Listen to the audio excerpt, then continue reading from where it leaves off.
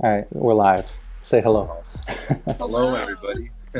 Okay, Mo, you're gonna pick a card, okay? But it's really important that me and Ava don't see it. So Ava, you have to look away, okay? Because we're gonna try to figure it out together, okay? Mo, here's how we're gonna do it. This is, I think, the fairest way we can do this over virtual. So just call stop. Stop.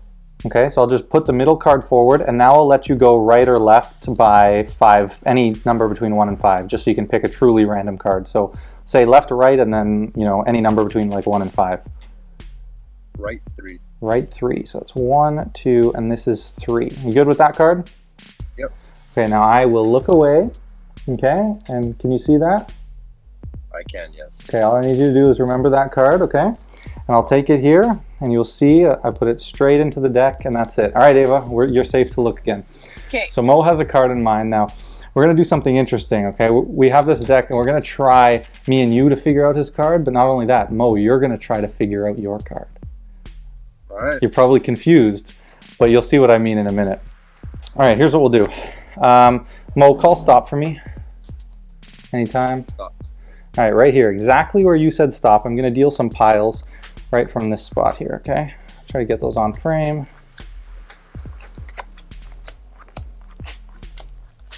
Get those out of the way. All right. So now we have 16 cards from where you said stop. I hope your card is somewhere in here, but who knows? Okay. So Mo, I want you to imagine you're here sitting across from me right now, and I asked you to take your hand out and just take one of these piles. Which one would you take? The one on your right, the far right. This one here. Yep. All right, so you take that one towards you. Okay, now if I asked you to point at 2 piles, which one would you point at? Which 2, sorry, would you point at? The 2 leftmost ones. The 2 leftmost ones. Perfect. Okay, so we're gonna pause here for a second, Mo. Now, Ava, this is where we're gonna start to see if we can get an idea. So I want you to imagine I have a invisible deck of cards, right, in my hand, and it has 2 colors in it. It has black cards and red cards, and I dump out one color. What color do I dump out? Red. Red. Okay, perfect. Now, Mo, we'll come back to you. If I would ask you now to touch 2 of these cards, which one would you touch? Top and bottom. The top and bottom. Okay, perfect. You want the top and bottom. Now we're here. Ava, back to us. You said red. We have 2 suits in red. We have hearts, we have diamonds. Okay, I want you to start repeating those 2 in your mind. Just keep changing. Hearts, diamonds, hearts, diamonds, hearts, diamonds. Okay, just keep doing that. Mo, you call stop whenever you want. Ava, when he stops, stop on whatever one is in your head, but don't say it out loud yet, okay? So Mo, whenever you'd like, say stop. All right, stop. All right, Ava, if you were to change your mind one more time, what would you be at? Hearts. Hearts. You were thinking of diamonds. Is that the one you want to go with? Yeah. Perfect. All right, Mo, I have 2 cards left here. All right. I want you to imagine again, you're sitting in front of me and you take one towards you. Which one do you take? You're right. This one here. So you grab this card. You sure this is the one you want? Okay. I'm 100%. All right, Mo. All right, Ava, we have 1 job left. We have the value. Okay, what do you, Mo, look at me for a sec. I'm getting a sense it's a higher card, probably a picture card. Ava, do you have a sense what do you think? A picture card? Like jacks? Jacks, maybe. I think it might be like one of the males. Jack or king. And you said, Ava, so king, you think king, okay? Yeah. King of, and you said diamonds? That was it? King of well, diamonds was the one you had in your head. Yeah, yeah. Okay, so king of diamonds. Mo, does that sound right? King of diamonds? It does sound right. It does. Crazy. And Mo, we're down to 1 card here. It's been here the whole time. You made all the decisions. You eliminated down to this card. You said, I want this one right here. Yep. See how you did. No. How? It was actually king of I know, and I It's tried like to take out. diamonds. I tried to take out red because I wanted to get red. I just felt like it. That's mad. No way. Ava, you killed it. What? Ava, you killed it. I could have said something else. I could have said black. I could have told him like go left, go right, take those 2. What? Sick, man. Yeah. What is good, guys? It is Reed. Welcome back to a very special video. Today, I'm teaching you guys a really fun trick. This is something I call double determination. It is a really cool card trick with a bit of mentalism, relies a lot on equivoque that I talked about in the last video. But it's a way of bringing verbal equivoque and physical equivoque into one, and it really pulls off a strong effect. There is a bit of sort of phrasing that you guys are going to need to get down to make this work. This is something I created a long time ago that is a lot of fun to do, and it's still to this day in my repertoire, and I'll go to it now and then. All right guys, so strap in. This is going to be an awesome trick. I know you guys are going to love it. Let's get right into double determination. All right, so time for the breakdown. The mechanics for double determination and the sleight of hand is very easy. The hardest part of this trick is memorizing the equivoque to make this feel fair. So the first step of this trick is we need to have a card selected, but it's really important that only one person picks it and only the one person sees it who picks it, okay? I like to separate one person from the rest of the audience if there is more than one, have them on one side, the rest of the people on the other, okay? Basically, you're gonna say, all right, we're gonna try to establish a bit of a connection between you and the rest of the audience, okay? This is kind of the pattern I use. You guys feel free to make up your own pattern. So then I say, we're both gonna try to figure out your card. You're gonna try to figure it out without seeing it, and so are we, but it's in a slightly different way. Let me show you what I mean. So then I have them select a card, any card. I have my head turned, they pick it. So I'll use the Jack of Hearts. Okay, so they pick the Jack of Hearts. I don't know it. Obviously, I'm gonna need a peek, okay? So there are lots of ways to get peeks, but with this trick, I usually just control the card to the top and use a bubble peek. And the reason for that, I usually opt for peeks on the bottom, but because of where the audience is, I don't wanna have a moment where I accidentally flash this bottom card and someone remembers it so that later on, they can make the connection that, oh, the card they chose was at the bottom, all that stuff. So the control that I use here is usually some type of pass. Because I'm well surrounded, I need to use a type of pass or a simple cut control like I taught a couple weeks ago. I would dribble, again, the whole time I'm looking away. From the selection to now, I'm always looking away from them at the rest of the audience on my left side, just so they know that I never saw their card. It's really important that they have no inclination that we could have seen this, right? So then they're gonna put their card back, then I'm gonna dribble off the back a little bit, right? So you get your in jog, hold a break, and then you can either do the cut control, right? Where we cut their card to the top of the deck that I taught in one of the last videos. But for me, I'd probably just opt for a Herman pass here and control their card to the top. Now that their card's on top, I just, at this point, I set the deck down, right? And I start to explain a bit more about the trick. I don't get the peek right away, and this is a really nice subtlety, because if you go straight and dart your eyes down, it's strange, right? At this point, I'll just throw the deck down. I like it if it gets a bit messy, and I'll just say, okay, so you have a card in your head now. We're gonna try to figure it out. We obviously don't know it. We're gonna try to build a connection, and you're gonna try to figure it out too, without seeing it. Now, you might be wondering how that's gonna work because you've already saw it, but I'm gonna show you what I mean, okay? So now we've established a bit of a premise. And now I'll pick up the cards and I'll simply buckle that card in against these fingers with the thumb. And now you can hold the cards like this towards you and no one will see that bubble. And I can look straight down in there. And if you can see that on camera, you can see that index. So I just look at the index and now I know Jack of Hearts. You could just pass the card to the bottom of the deck from the break, set it down, do your talking, pick it up and get your peek and then set it back down. But the problem with that is, again, if people are over there, you could flash it and you really don't want to flash that card as being controlled in any way. It needs to feel like it's in the middle there. Now, we need to have control of this card. So in the method that I would recommend, we control that card to the top and we bubble peek.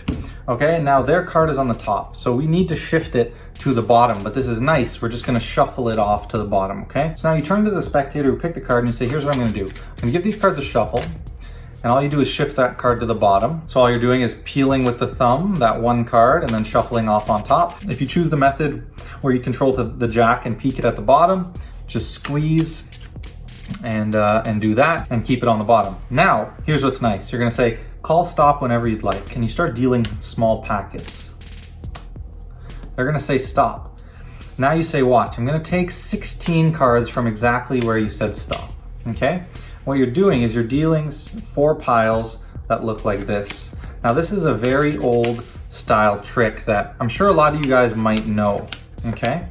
But I've revamped it because on its own, this is a strong trick and it's a good beginner trick, okay? It is very strong for laymen who can't figure it out, but the problem is, in my experience, laymen can figure this trick out, especially if they've seen it more than once. So we're going to layer it here with another effect, and it kind of makes that a little bit more difficult to figure out. It makes it even more powerful. So remember now, their card's on the bottom. So what we have to do now is a bottom deal, but that's fine because the heat is totally off us. There's 16 opportunities to do this, right? I usually like to do it after I've dealt 2 piles, so in the 3rd or 4th. Usually actually I'll opt for the 3rd pile and the top card because it's easy to remember for me that it's at the top here. And I'm gonna be doing a lot of other things, so I just wanna be able to know that that's where their card is at the top here. So I usually do 3rd pile at the top. And the reason I do the 3rd pile is because 1, the heat's off my dealing because I've dealt the first 2 piles, so no one's really watching me deal all of these cards. But also, I always find people are more likely to choose one of the middle piles. So that's the reason I do that. So now we've seemingly taken cards from a shuffled deck wherever they said stop. So there's a chance that their card isn't even here.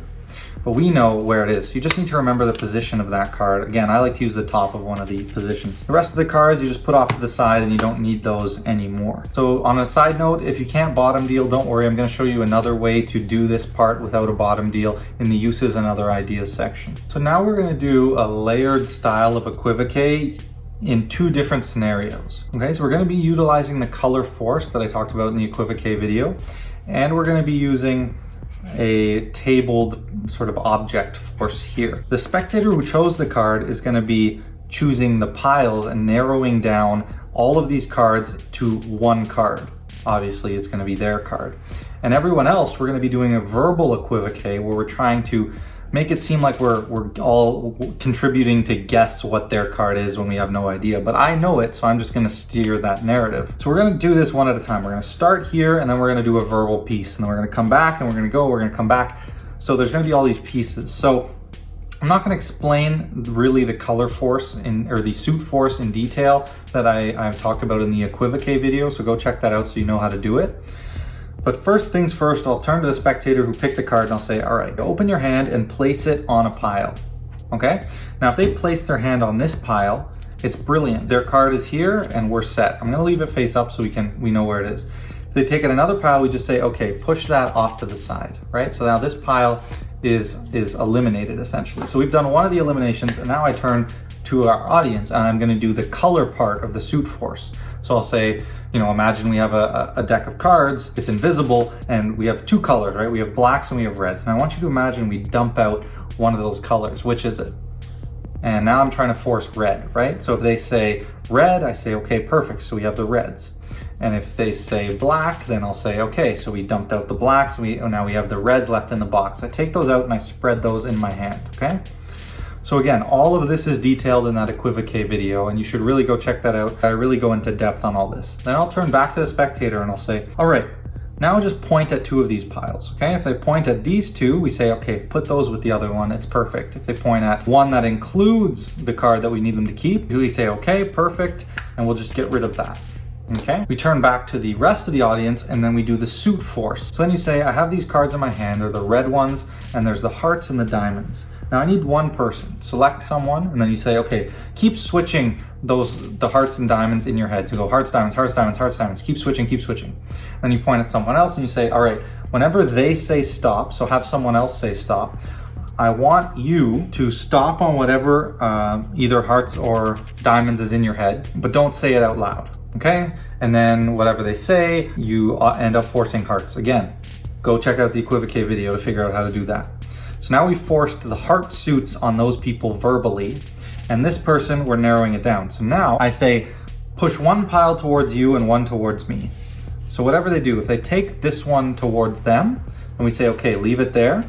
And this is nice because it's center table, so it makes sense that we're keeping it. If they push this pile towards them, we say, okay, that's the pile you want. Perfect. And we get rid of this. Now we're here. Then you go to the spectator and you say, point at 2. Literally, whatever 2 they point at, if it includes the jack, you discard the other 2. If it doesn't include the jack, you discard the 2 they point at. And then you say, take 1. And this is great. Whatever they do, because it's the last 2 items, it doesn't matter. If they take this, then you say, all right, that's the one you want. Are you sure? If they take the other one, then you just say, okay, get rid of that one. This is the one you want, right? And it's perfect. So In the real situation, this would be face down. So you're left with one card, and then I'm going to turn back to these people. I'm going to say, are you starting to get a sense for the value of the card? Okay, so essentially we're going to just plant the value. We're just going to say the value that we know, but we're going to make it seem like we're trying to decide. This is why it's really important we don't seem like we know what the card is, because at the end of the day, we're going to be the one guessing the value. Honestly, this might seem like, okay, well, you said the value. I mean, all they picked was the suit 1 and 4, but this is a lot stronger than you may think, because what happens is people feel like, if I didn't choose that suit, this wouldn't have worked. I chose the suit, so it doesn't really even matter. But we're also going to make it feel like we didn't really choose the value. So we want to narrow it down. So in this case, it's nice. We have a face card, so we can say, I'm kind of getting the sense that it might be a picture card. And then we kind of look at them, pretend like we're reading that person and say, what do you guys think? Any of the picture cards? And then you just wait and hear what people say. If someone says Jack, you just go to them and you say, yeah, I'm kind of feeling a Jack as well.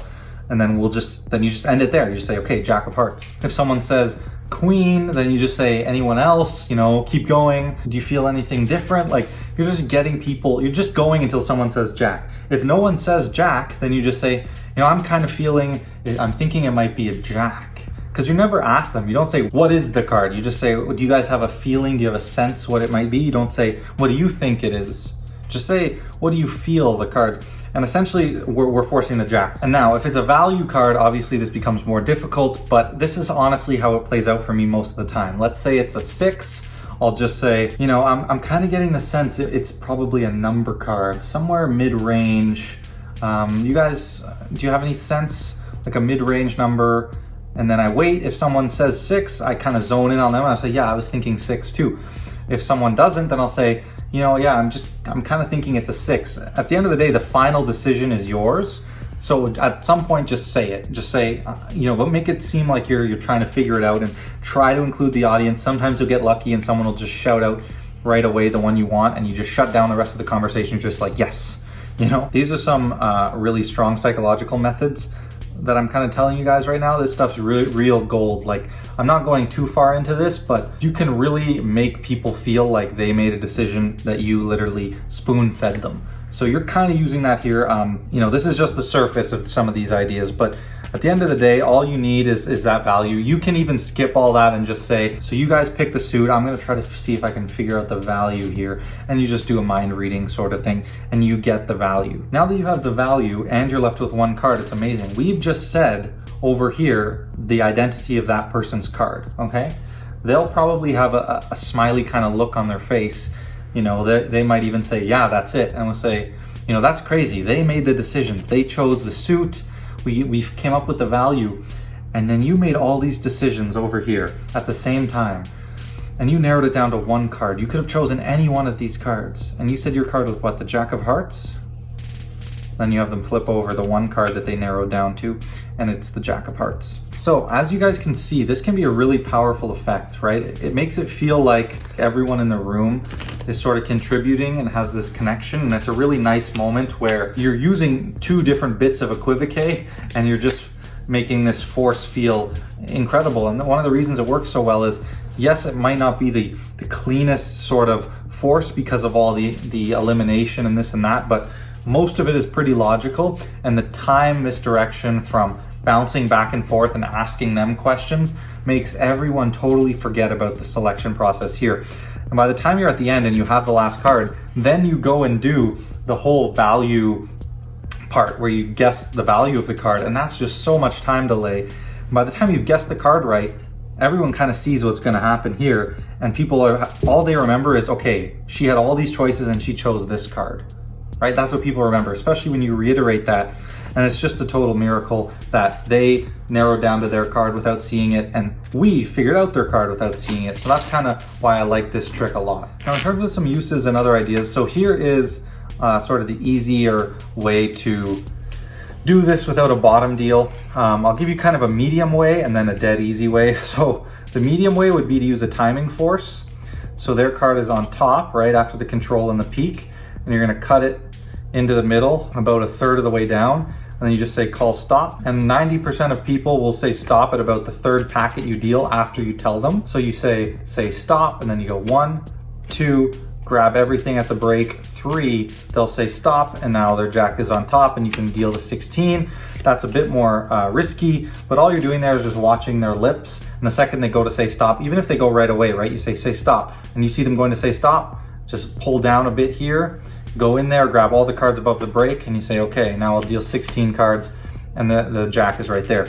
Now the really easy way is to just have their card on top, cut it in the middle and say stop, and you do a riffle force. You say, okay, right here, we're gonna take 16 cards from where you said stop, and now their card is the first one you lay down. So those are 2 easy ways to avoid the bottom deal if you can't do it, and I don't think it really takes away much. I just like this idea of having them say stop, they say stop, and then we go in and we just bottom deal one of those cards. Now here's something that's gold. A little bit of a secret on this trick that I do use often that's super powerful, a really cool method that you guys can implement. So this variation will make the value selection way cleaner. You can essentially ask the spectator to name any value they want, and it'll almost always match.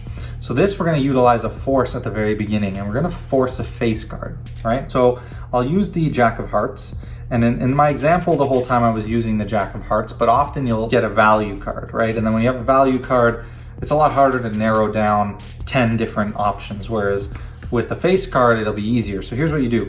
So I'd probably opt for the spread force. So I'd say touch a card, they touch this one, and I'd say, okay, you see that card, and now I know it's the Jack of Hearts. So what's beautiful is I can just close up and either hand it out for a shuffle right away. And then when I get the deck back, I'd say, okay, so you're just thinking of one of these cards, correct? And I'd go through the deck and I'd literally just cull that Jack of Hearts once I see it to the top, pretending that I'm just saying you're thinking of one of these cards, and then I have control of it again, and I can go into the this moment here where I deal the packets, because I already know their card. It's a force, right? So it's so clean because you can do the force and then hand it out right away for a shuffle, or you don't even really need to shuffle, in my opinion. You just do the force, close up, you could side steal the card to the top or something.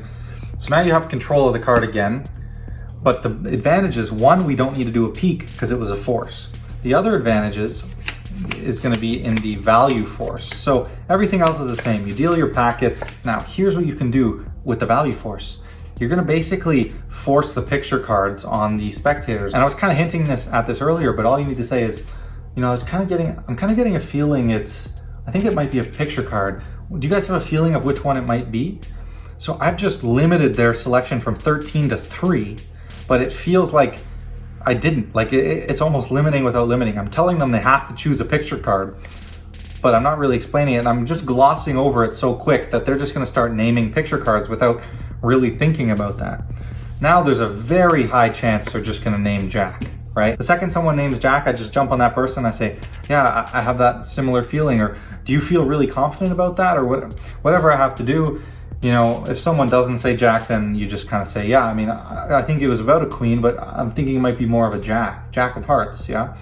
And then you do the final thing and you say, you know, you narrow down all these cards and you stopped on this one, the Jack of Hearts. So I just want to give you guys a few pointers, a few notes after actually having done the performance, a few things that I can actually comment on. So first things first, I did do a free choice there, and it happened to be a face card, and you can see how powerful that technique that I talk about in the uses and other ideas is when it's a face card, and how much higher the hit rate can be. Now, like I was saying in this video, right, the value comes down to just making it feel like it was their choice. You kind of just have to wing it. You can see how I was the one who said king, yet she felt like she chose king. And after me having, you know, said, oh, I think it's a male card, she had said Jack, but she jumped to king after I was like not telling her that was right. So you can see how I kind of play with her and get her to say it.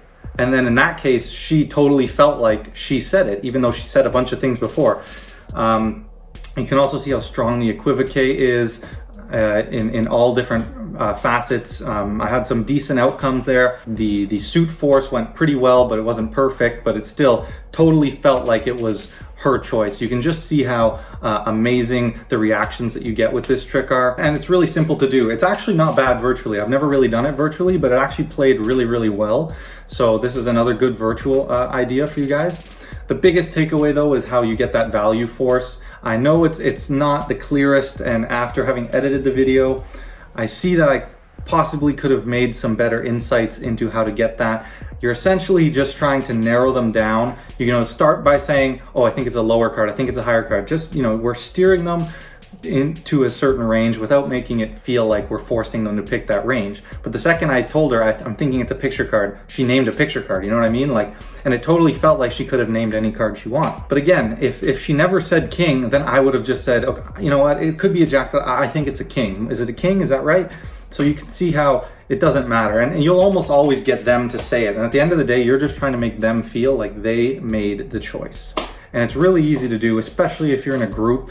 I only had one person to work with here, but if you're in a group, you know, everyone's gonna say a number that's different. So you have all these different opportunities to hit. And the second someone says what you want them to say, you just focus in on them and you go from there.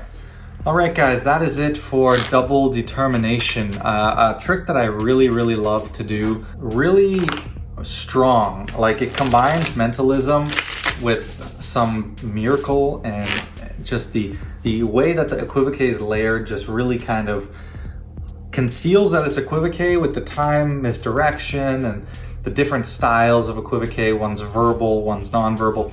And this idea of forcing an entire card verbally is something that I put quite a bit of work into, and I can't wait to share that with you guys, specifically on the value part, how to really force someone to say any value that you want them to say. So that was a little glimpse into some of my ideas on how you can make that happen. Now, if you guys have any questions, any ideas, drop those in the comments. Let me know what you think. Just make sure you get down the sequencing. You know, you want to have the 4 piles. You want to have them choose one and then point at 2.